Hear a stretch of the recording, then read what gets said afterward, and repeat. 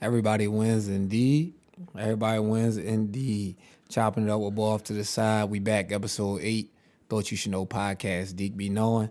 Got some just kind of looping back to the last week's one of the starting points. I'm very excited about this upcoming summer's Brotherly Love Pro Am, man. Just the reception now. And I am very, very, very optimistic. Very optimistic here. I know for a fact James Harden be outside in the summertime. Oh, word? Yes, he does. Yeah, he pops out of the Drew League or two. He popped out at a summer league championship game here about 8 years ago that I was at.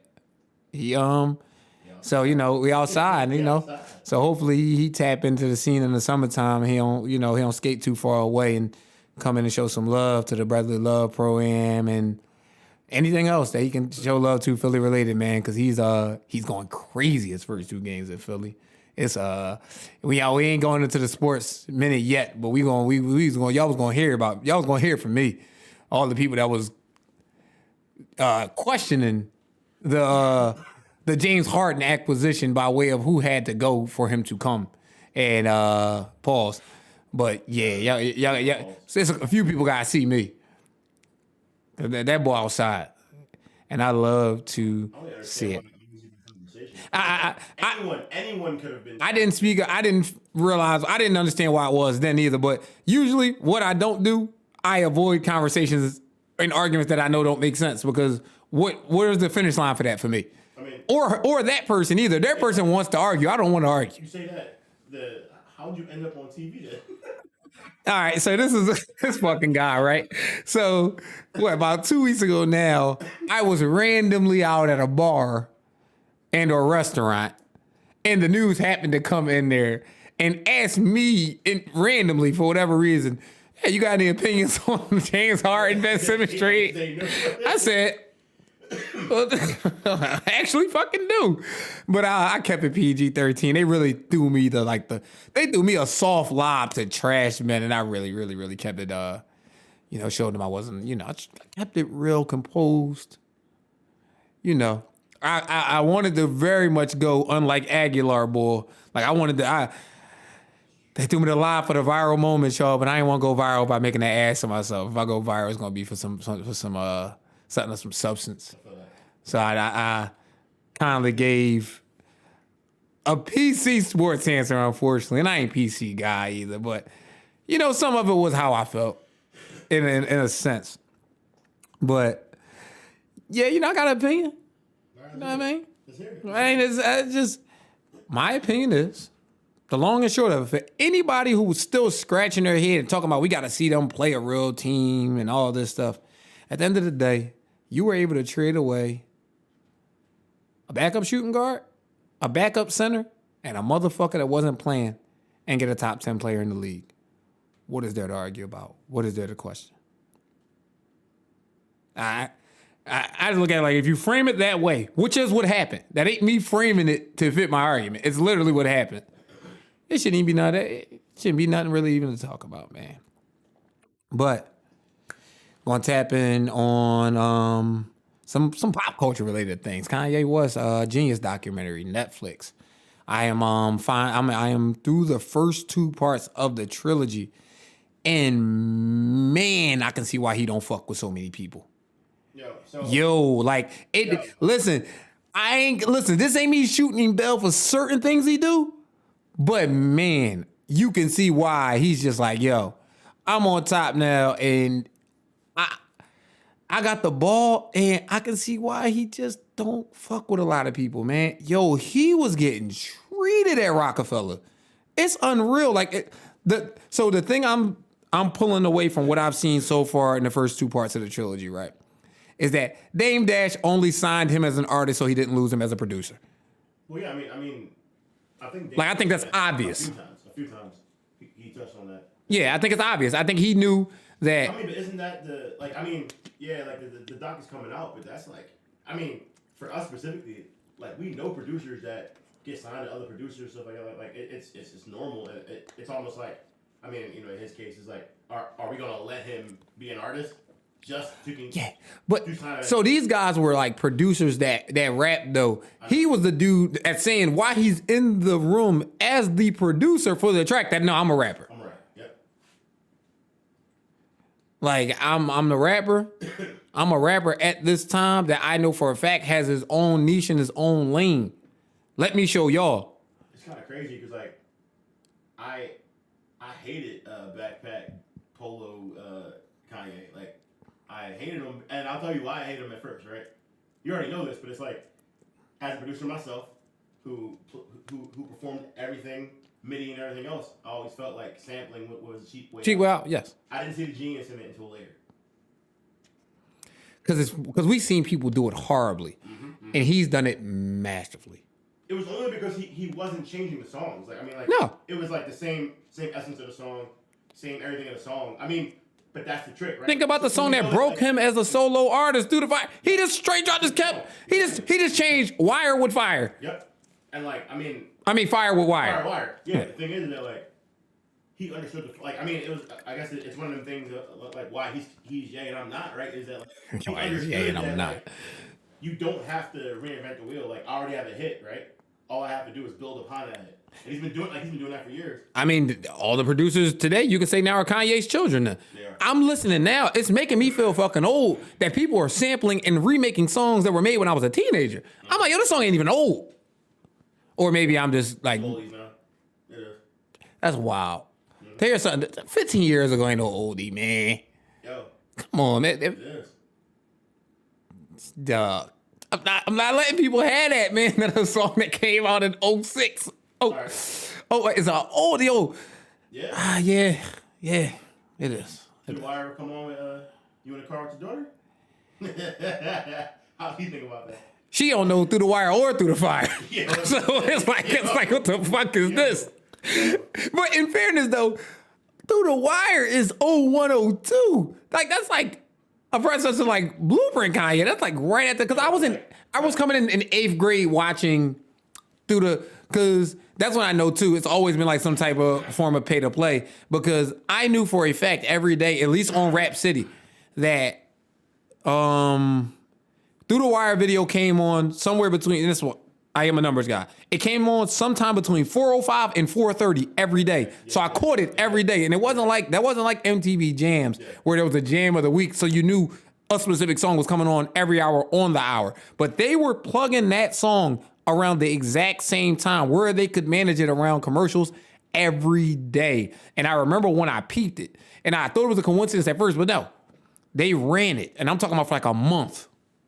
Through the Wire was coming on. Through the Wire came on around somewhere between the 4 o'clock to 4:30 hour window. So what did he do? Reinvent himself like every 6 or 7 years? Like it was Kanye West, right? Then it was. If we being fair, I think. I mean, because it's wild because again, being able to transcend this. I mean, there are other producers that have been around. Like I mean, all right. So I'm gonna compare. And this hurts. I'm gonna compare Pharrell, right? I knew you was gonna say. I knew why you were saying it hurts. I'm saying Pharrell has managed to still be relevant to a certain extent, but he didn't adapt to the times. Did you? Have you watched Genius Part 2 yet? Mm-hmm. So yeah, so you know, listen. But I'm saying the one thing about him reinventing himself is that is he crazy? Still to be decided. But when he reinvented himself, Kanye West and Ye are totally different musicians.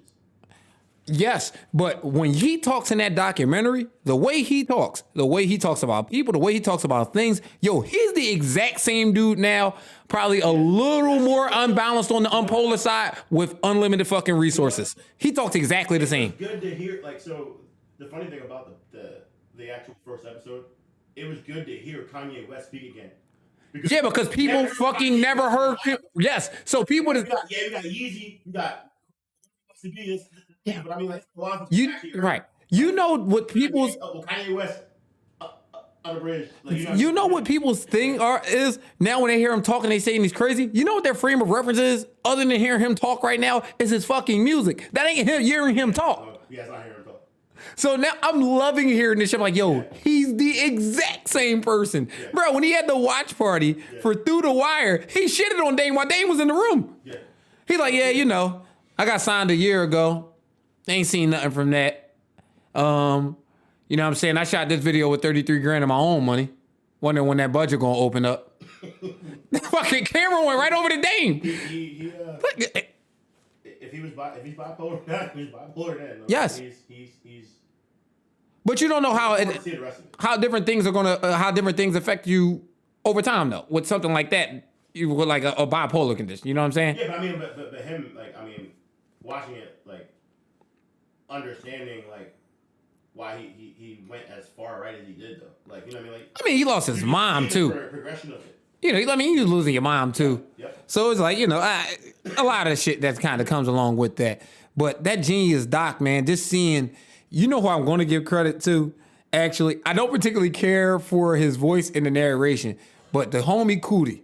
Now, bro, I give credit where it's due to a motherfucker getting in where they fit in. Yeah. Because he was an aspiring comedian. True. D-Ray was his homie, not Kanye's homie. Oh, yeah, you're right. So when he ended up getting the drop, like without the arm, I spit all that's because Cootie tapped him in with D-Ray. And just having this dude saying, yo, I know I got all these aspirations and I have some talent, but I kind of see where this boy going. I want to forego all that and follow this boy around with a camera 24/7. And look at this shit now. It's kind of.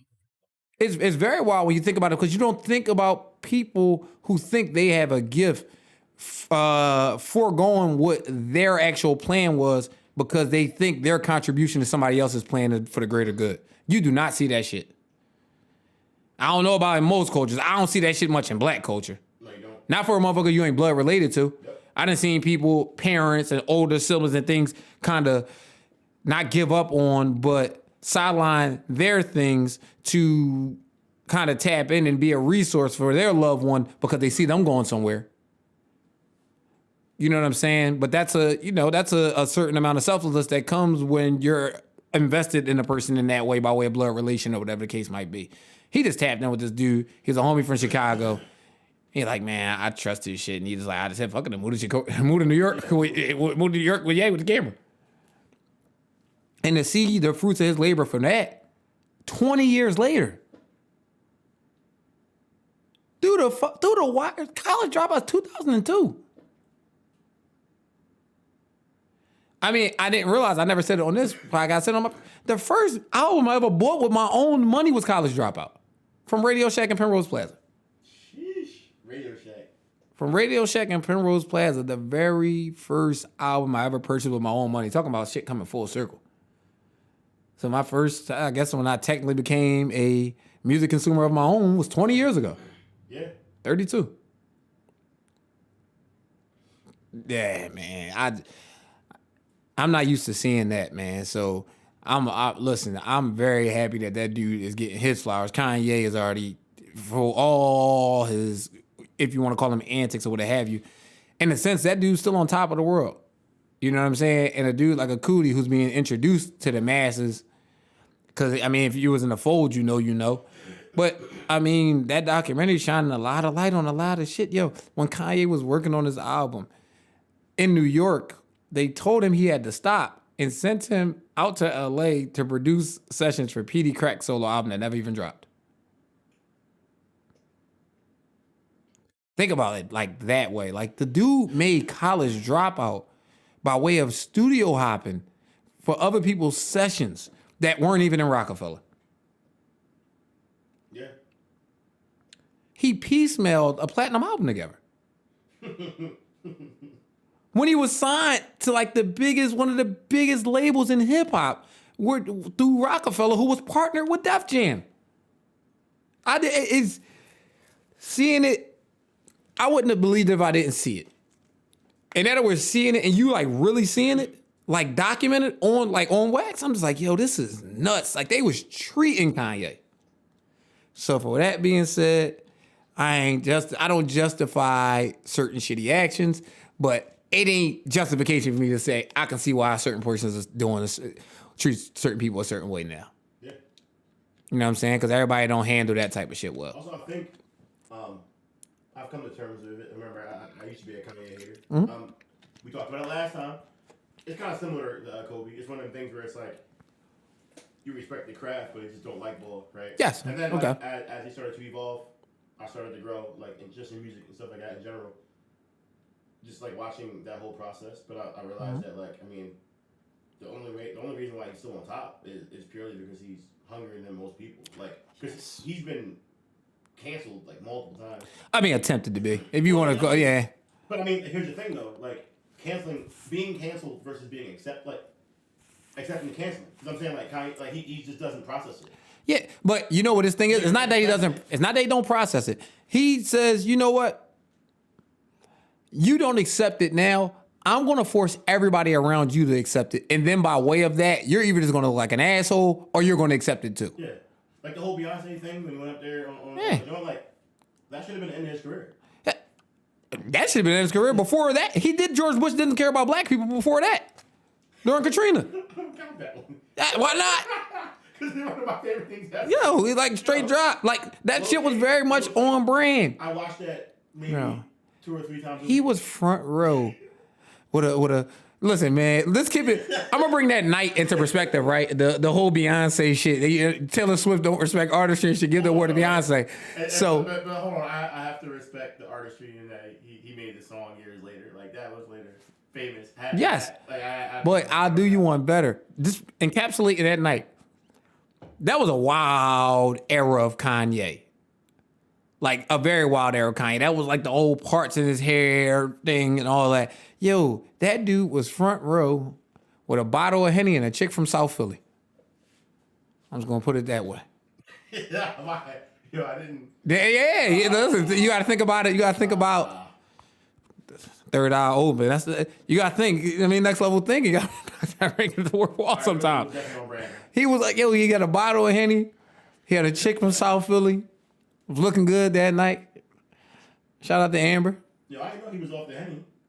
The picture on the red carpet of that night is him palming Amber Rose's ass with a bottle of Henny in his hand. I didn't realize he was off the Henny. I didn't realize it. So, you know what I'm saying? Even if it was Henny influence, but he definitely felt that way. He said what he felt, though. You know what I mean? But dude got a lot going on, man. At the end of the day, every time they say he canceled, man, his valuation just boosts by another 100 million personal net worth. Like he got it. He got it. When some people have it, man, it just is what it is. You know when a person has it, when kind of the overall sentiment about you is that you're an asshole or a dickhead. And it still doesn't matter. I mean, he's an asshole, he's a dickhead, he's all those things, and he crashed fucking Spotify. Yeah. Literally, the app wouldn't work. Yeah, talking about crashing Spotify, you got the stuff going on right now where he said, I'm coming out with my own music streaming player. Oh, the STEM player? Yeah, the STEM player. So, yeah, nobody's getting my next album. Yeah. So I'm just like, hey, man, whatever floats the man's boat. At the end of the day, he on his own time. And, you know, why there's always so much pushback towards a person that's on their own time, because we're programmed at such a young age by way of shit that's corporate influence too. You touched on it very briefly last episode on To the Side, and I don't know if people really, really heard you. Like we're programmed, when you were talking about around 2010, 2011, when me and you both kind of tapped out of TV. Yeah. So for everybody that's kind of on the Rokus and things like now, and the jailbroken Fire Sticks and things like that, you know, whatever, man. I'm about to say, I don't know. But at the end of the day, I haven't had cable since 2010. Yeah. Before, when people can have, you know, you come up with these fully loaded Fire Sticks and all that now. Yeah, I remember when there was one repository for NaviX. NaviX, that was it. NaviX was the shout out to NaviX. NaviX got me through years of not watching TV because I realized at a time it was taking away too much of my life because I was only able to watch things when somebody else told me I had to fucking watch them by way of them putting them on at that time. Right. And when you don't even realize that way, you're on a schedule. I haven't watched Snowfall yet, the first 2 episodes that premiered last week, because they came on as a double premiere on Wednesday night at 10 fucking p.m. and I wasn't available. Simple as that. I was here. I wouldn't dare put my recording on the back burner for one of my favorite shows. Because that's just when FX tells you it's just going to be on. And because we are programmed at a young age to do shit a certain way. You know why we're programmed? Because they know that more people are going to be workers than bosses. So they're kind of aligning you. They lining you up for that real early. You got to do this at this time and in this way. You know what I'm saying? So he doesn't go on that time. Rockefeller ain't opened up the budget. He still got his shit done. Yep. Because he wasn't just going to say because they're not going to get me the studio time needed to do this and things like that. It wasn't going to get done. He said, you know what? I'm going to produce a little bit again. I'm going to produce a little bit more for other people other than myself just to get into these studios and make some money to fund my project. People going to put you on a schedule, man, but if you're going to be on other people's time, man, you got to be able to be ready to live with what other people give you. Really, really, really as simple as that for me. And today, I'm glad I came in and recorded today. Yo, it's so crazy how things can just completely change your mood. Because I was having an otherwise shit day before recording, you know? So it's so crazy now because I'm feeling my energy totally. You just laughing and shit because it's funny, but yo, totally shifted. But yo, increasing your cool just overall in life will just prepare you to handle shitty situations. Mm-hmm.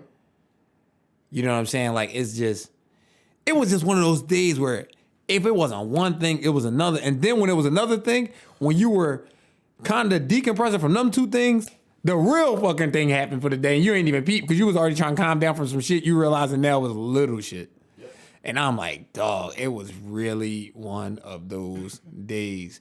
But guess what? It ain't one of them days now because I'm here to record. I'm back. For all the people, we had some little technical difficulties. Again, who knows, man? It might be the war in Russia and different things like that. I think Apple clinched down on media to slow down misinformation. Honestly, yeah, like dog, the Apple shit. I don't know what's going on with it right now. Hopefully, by the time this one's out, you'll have last week's too. It's out now. Cool. It's there. Yeah, but it's so wild. I couldn't get that shit on my phone specifically. Maybe they had me. No, it was all of us. It was all of us. Yeah, I couldn't get it on Apple Music for damn near a week. YouTube is good, but sometimes Apple will play mother and just slow things down. So when I was so I told you I don't do much numbers checking yet. Not really. Still trying to build this thing organically. When I start scaling, that's when I was more so start checking numbers. But if you're here, there is a feature now through Anchor app that you can tip your podcaster. Oh. Yeah, I saw that today. Well. There's something called Stripe. Is the service? Yeah, it's right. Yeah, it's through Stripe. So listen, man, it's an independently funded entity. As my grandma would say, a little buck for luck would never hurt. Hey. So we ain't this isn't the my Feed the Children's ad. You know what I'm saying? Like I said, we're gonna be fine.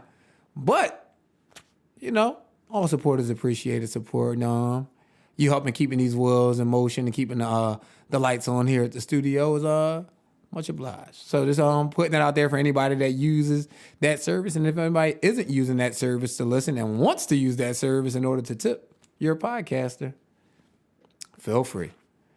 You could shoot me a DM, ask for the Cash App too. It's all good. Yeah. We outside. I mean, so it's funny to even say that, right? Because like in this very basement, we've had people, we ain't gonna name drop people in and out, and it's like, yo, like. Independent content creators definitely need support of the community that they're a part of. Consumes their Yes. And it's like the more they support, the more we can do. Like we're doing one, right? I mean, what happens if we wind up being able to do a whole nother show or possibly expand into other ventures? Like, you know what I mean? Yeah. Like, it allows us to do more. So this might be a soft incrimination of self, but it was like, I'll say this. You taught me really early in the game When I was getting software from independent people who were creating software that were putting it out there for free by way of Reddit or wherever I was getting it from at the time, you were the one that always told me like, yo, it's usually a link or some sort to something for you to donate, even if it's $1. $1, yep. And sure enough, bro, I did it every time after. Yeah, I did it. It's funny you say that. And that didn't start until like 2012 for me. Yo, if anyone out here is using crack software or anything like that, and you have made money off it, please support it, because it's one of them things where it's like, obviously, there's a paywall, right? Right. That kind of stops people like us from making things, right? Mm-hmm. But once you learn it and master it and understand it, like, you definitely can be like, all right, now I used it, I made money off it, pay for it. And the things that you don't use, don't pay for it. Yeah, in fairness, right? I think in most cases. Trials, but they don't give trials. Yeah. But they bot you out. Aside from like a phone app, something trivial like a game or something like that, I didn't ever really see a person download an app that had to be paid for unless they were trying to make money off it and they were trying to get it to make the money because they didn't have the money yet to purchase the product. Yeah, that was it. That was literally like the only right? practical application I've seen of that. Like our, for instance, right? Pro Tools, right? That's a prime example. That's public enemy number one. To record, right? Yes. You need Pro Tools. Yes. But Pro Tools cost $700. So I can get $700. Or Final Cut. Pro Tools and Final Cut were like the two. If I had the $700, then I'd make the $700. Right. But I need the software to make the $700 Right. to buy it. Because if I was really going to go down that, I know for a fact there's typically what's always typically the case, right? All right, I get the cracked version and things like that. Now I'm having problems with compatibility with real plugins that I have because I have the cracked version. Yeah. Nobody wants to run up against that fucking problem if they have the money to just get the real shit. Yeah. Yeah. Like, because those businesses, people want that software was so expensive at the time because they know that people who are getting paid to do things in those lanes typically make a good amount per, at least per project, at least in theory. Hold on though. There's a nice bit of redlining there too. Yes. That's what I'm saying. That's what I'm saying in theory. Yeah, yeah. That's what I'm saying in theory. Because I'll tell you right now, right?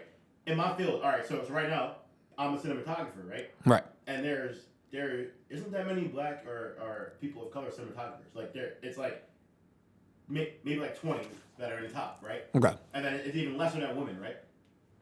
And most of the time, the reason why is because, generally speaking, the people that are doing it look a certain way, and because they look a certain way, people will just hand them stuff, support it, be our brand ambassador, things like that. Whereas I'm sitting on the outside, like, all right, so how do I even get started? Yes. Yeah, so you know why I haven't like gotten back into cinematography? Because I like certain shit. And because that's why when they say, yo, knowledge is a curse sometimes, because when you know better, you want to do better. So it's like, I don't want to tap in with a certain level of software. You know why? Because I know exactly what this software's capabilities are. And I'm talking about if I like crack the firmware and have the best glass I can have on there, things like that, I still know this fucking thing's limits and I don't want it. Like, and I don't really want to tap back into so much videography. I want to tap back into street photography. I know for a fact I want a fucking Leica. Yeah.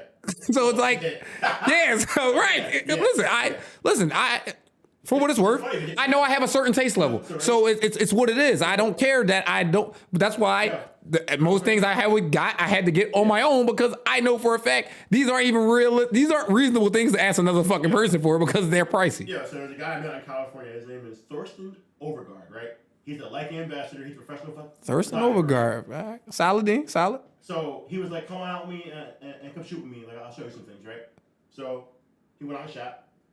Put the pictures in Photoshop and exported it. I was like, where's the edit? He's like, no, it just looks like this. Yeah. I'm like, all right, so when you buy the thing that you want, all you gotta do is take the picture. That's why I want a fucking Leica. You grab a camera, whatever, Sony, Canon, whatever. You didn't see me sit in Lightroom for fucking hours in Lightroom and Photoshop. Like, it just looks like yes. Yeah, I'm in Lightroom trying to develop presets so that my shit looks like what this camera makes things look like from the gate. Yeah. So I know. At least I know, but I know by way of the experience too. Right. Like this is thousands of dollars worth of gear later. The thousands of dollars that went into the fucking previous gear that we had to crack could buy me a Leica now. Yeah, it could buy me the camera I want now. It's so wild, yeah. It's so wild. Yeah, and I think a point of entry, bro, being a little bit too early is almost as bad as being a little bit too late sometimes. Well, you know what the biggest lesson I had like in life, and this is funny. I hope y'all can hear me, right? I'm getting. Oh, they can hear you. So I probably have purchased about 15 $200 mics in my life, right? And the one $1,200 mic sounds better than any of them, right? If I just would have not bought 15 $200 mics, Mike, yes. I would have been able to do it. I was always trying to find a hack or something that sounds like this or sound like that. I'm like, I've spent all this time trying to like, and it's funny because like I would spend hours trying to make some cheap mic sound like a Newman, and then I bought a Newman and it was just done. I'm like, that's crazy. I'm like, so all I gotta do is now hit record. But I have to say that I appreciate the journey because now I know all I have to do is hit record. Because a lot of people who just have the funds will just buy it and not realize that it's already done. Yeah, I'm not mad at any of the life experience, right? I'm not mad at I'm not mad at the experience that I've gotten. Listen, man, I take pride in being like a well-versed person. As you should. Yeah, like I have a lot of the shit. I know for a fact I have a lot more fun than some people I know that have a lot more fucking money because I'm an experienced person. Yeah. I'm an experienced person. The fucking things that I have access to and things like that, I don't just have the knowledge of these certain said things by way of just browsing the internet. No, I have been in the rooms with the people who have this shit, and I get a real feel for it. Yo, check this joint out. Like, this joint all that, ain't it? I'm like, yeah. And then, but I ain't about to ask them on the spot how much it fucking costs. I look at the name, I look at the model, I'm gonna look at it when I get home. Or I'm gonna spin off. As soon as they spin off, I'm gonna go grab me a little cocktail or whatever, and I'm writing my phone. And I'm like, oh, all right. Okay, all right. It make solid. Mm-hmm. You know what? Mm-hmm. When I'm looking at it, I'm like, oh shit. I'm like, all right. Prime example back in the day. I'm like, all right, bet, yo, that camera, I'm cool. I can fucking do that. That camera only $750. Then I see what his lens costs.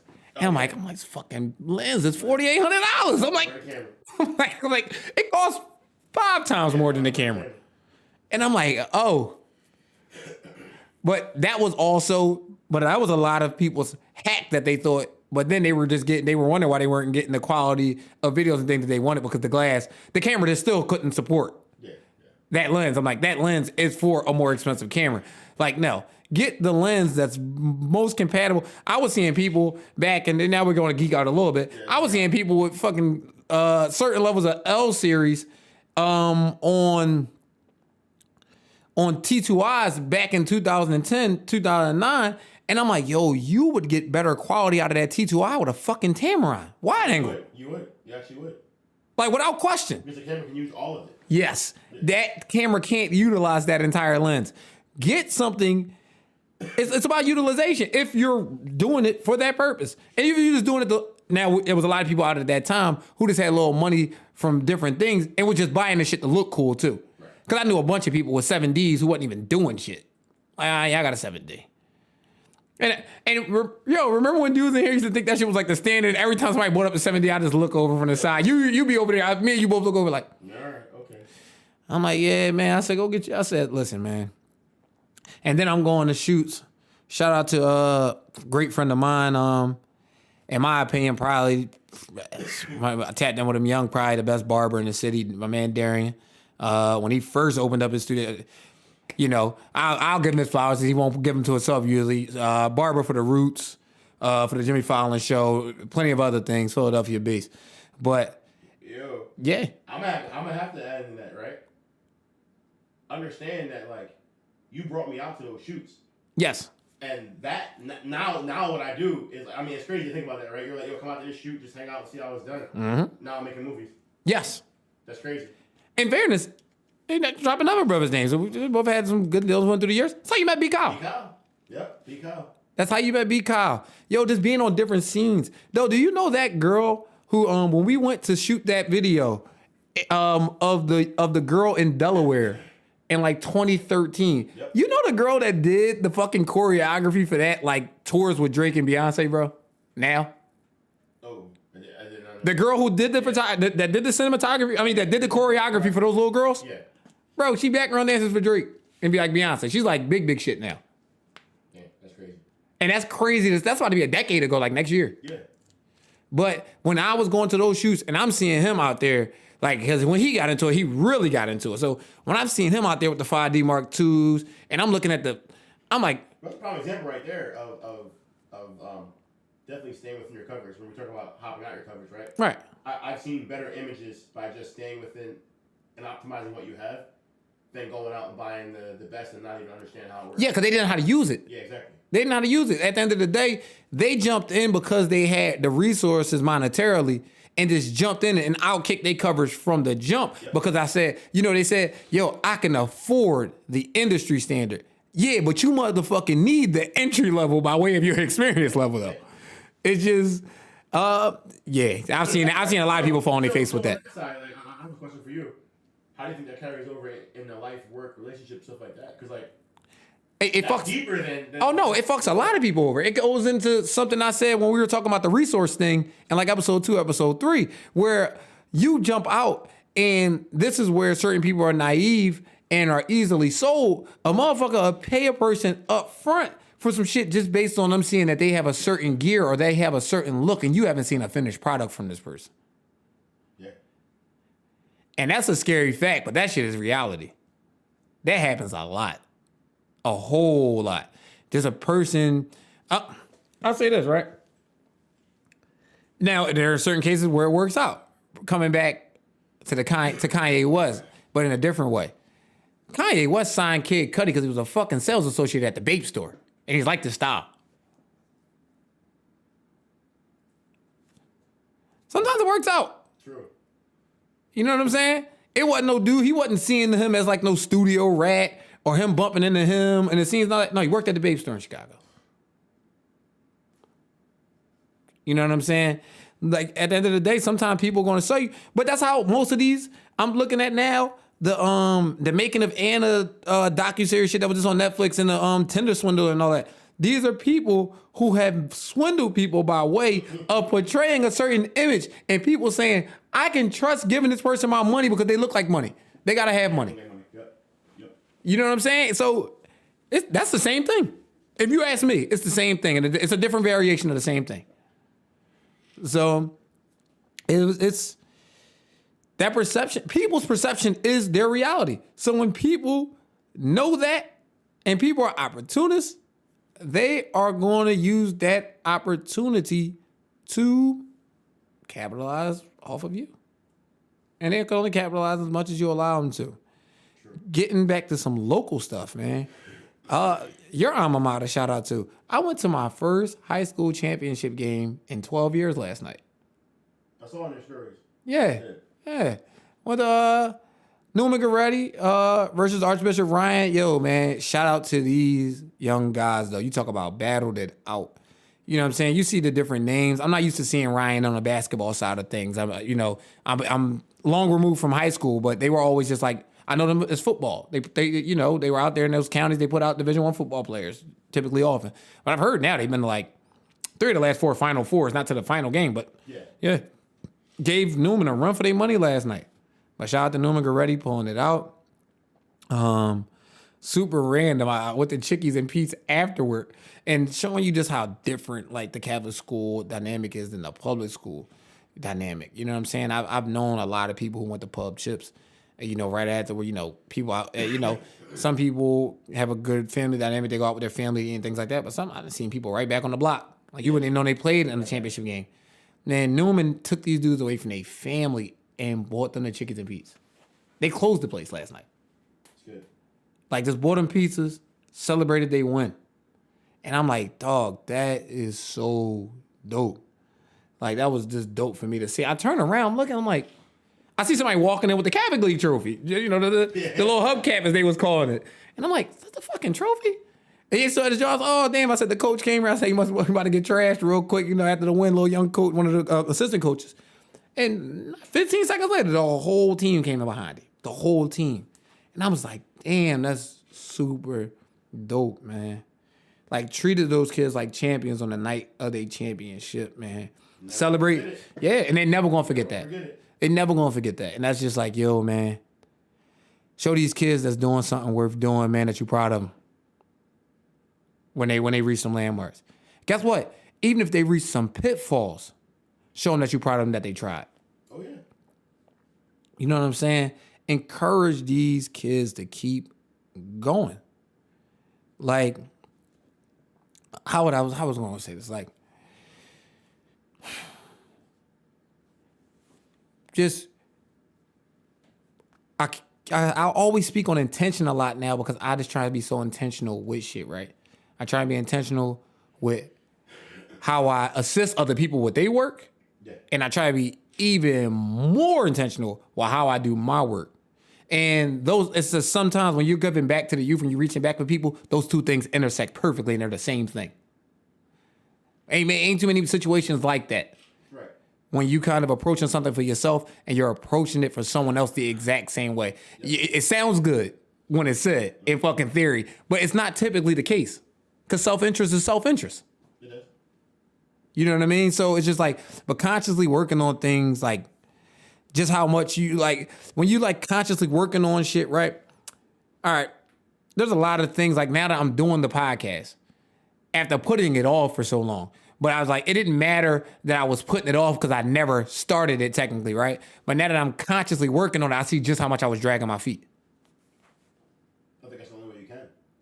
Yeah, but if you don't start, man, you can rationalize not doing some shit by saying you didn't start anyway. Oh yeah. Or I'm gonna do it later. Or I'm gonna do it later. And even if you do it later, when you finally start, sometimes you realize, like I said now, this ain't one of those cases where I feel like I could have been good at it. I think I was in my own head. You know what I'm saying? I was in my own head. But I feel like the now 6 to 7 years almost of knowledge that I've gained in between when I tried to start this opposed to when I actually started it, I feel like it's giving y'all a fucking 10 times better product than y'all would have had then. Absolutely. Like without a question in my mind that a 32-year-old Deke opposed to a 25, 26-year-old Deke was going to give y'all so much more because I've been through so many things in that window of time. And I'm talking about shit that was for the good and that was for the better. That y'all couldn't have got this product at this clip. And I'm not talking about the video quality or the sound quality. Scott been who he been for a while. I could have got that. Yeah. There you go.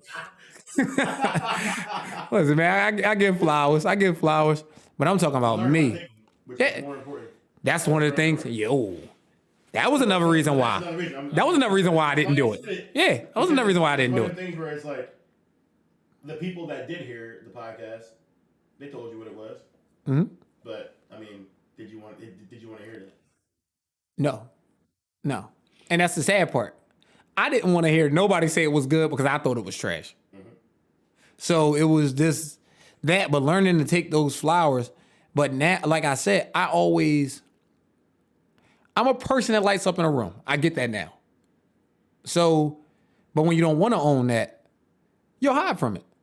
Absolutely. I tried to be behind the scenes for a very long time. And people wouldn't allow me to be behind the scenes. You know what I'm saying? It's just like, I didn't want to hear, like, bro, I used to feel bad when I was in rooms with other people and I was that person's guest. And it's people in the room just bigging me up more than the person who I'm there to support. Like, I didn't like that. They didn't like it either. I'm pretty fucking sure they didn't. But it's just like, oh yeah, because a lot of them just like, and it built resentment from some of them when I've done nothing to them personally other than just be myself. And being myself was the reason why I was brought into these rooms by that person. Right. And then that. And then it didn't work out in the way that certain things didn't unfold for them in a way that they wanted them to unfold. But also in fairness, and this is just blocking your blessings and some identity crisis shit too, I also didn't take most of the people up who were offering me shit on said offers because it only came by way of that person, and I didn't want to feel like I was slighting them. Yeah. That's weird. That's a big problem too. It's a huge problem. Don't do it to yourself. Yeah. Don't do it to yourself. People blocking their own blessings because they're worried about someone else. I mean, you can always bring them back up. Yes. You can always bring them up. Yeah, if you even feel like they was good enough. Yeah. Some things you're just doing on the love. You know what I'm saying? And you got to be willing to either look like you either going to look like a genius or a fool in those situations too, though. It's wild. When you're willing to introduce something to someone, like as a thing that you're saying is good and or great, it's either, yo, you're a genius, you discovered this, or this shit is horrible. What the fuck are you talking about? Yeah. I mean, low key, if you break down everything you just said, you really just unpacked how to overcome imposter syndrome, right? Yeah. You have to accept it as that, though. Well, yeah, you first have to. Well, I mean, that's the first thing, right? Like, Yeah. you accept that, but I mean, like literally, the reason why the podcast didn't come out the first time was it was simply imposter syndrome. Yes. It was hearing your own voice, not good enough, whatever, and nothing that anyone said would have changed your opinion of it. No. Until you change your opinion of yourself. Yes, it was me. I had to tell myself it. I ran around a long time, right? Now I say this, I'm a fairly popular person in real life. I get that. I have no problem in rooms being myself, you know, standing on my own opinions, different things like that. But in regards to shit like this, I don't know why. I just didn't want to accept being the guy. And maybe it was a fear thing too, and I just didn't realize that too. Because being the guy means, yo, you get the fucking blame when shit go wrong. Oh yeah. Being the captain of the boat and being on the crew, two totally different things. Yep. And because guess what, right? I can say this. With all the shit that was just going on with the Apple shit last week, right? Even if I told people, yo, it was a technical difficulty through Apple, or it was a technical difficulty on the technical side. If I tried to pass the buck to Scott, you know who gives a fuck about me passing the buck to Scott? Nobody but me. Yeah. My product, I'm not out. The episode ain't out. Yep. And they're gonna look at it like, you know what it's gonna be? Oh, he being inconsistent. Because guess what? You know what people, once you start gaining a fan base, and I know now that I have definitely a few loyal followers, because I'm talking about I start getting feedback by the next afternoon. Typically if I drop in the morning. But you know what they gonna say in their head? Because I know I would say it as a consumer if this was something that I listen to, which I do. All right, that joint fucked up. He should have got in and re-recorded another episode by now. When he gets 2-3 days out on that. In that regard. Now, that wasn't the case last week. I was just using that as an example because, you know, if you wanted to hear it that bad, I understand. If Apple is your go-to, it was already out on Spotify, Anchor, and YouTube, though. It was out on YouTube the night I recorded it. Yeah. So that's a little hack for you guys. If you subscribe to the YouTube, you will get it first. Yeah, you will. Like that's without a shadow of a doubt, you will get it at least probably almost 12 hours before anybody else gets it. And you get to see my face in the process. You know what I mean? It's like, you know, listen, a big part of why I didn't start, I said I was going to start with video from the get-go. Speaking of video, cue it up, Scotty. We got some bonus material for y'all. For the people who've been listening, we do have said human shit that Scott stepped in. The video coming to the YouTube, I'm definitely dropping it. I'm dropping it. Dog, I'm like, man, I definitely got the video. The video will be on YouTube. He has video and picture evidence of the time. Yo, this is the technical. His picture is time stamped and geotagged. So you're gonna see where the shit was. Like he said, it was on Hollywood Boulevard, on like Hollywood and Highland in LA. Like first thing in the morning. You talk about fucking up a day, that would have fucked up my month. Yeah. It's no way. That video is coming to a YouTube near you sometime this week. It will not I will not deflect from the dropping of the episode in that way. It won't be dropped the same day as the episode. Before the weekend, it'll be up.